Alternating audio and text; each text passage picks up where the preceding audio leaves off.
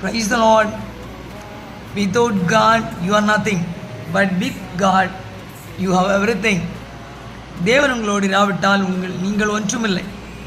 தேவன் உங்களோடு இருப்பாரானால் உங்களுக்கு எல்லாம் உண்டாயிருக்கும். My God is like oxygen. Without oxygen you can't live.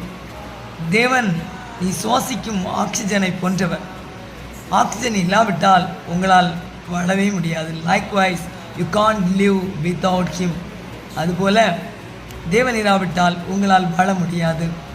If you had lost everything in life but still have God, you lost nothing.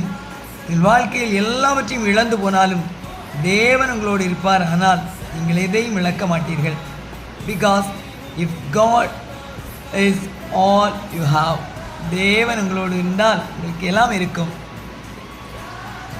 You have all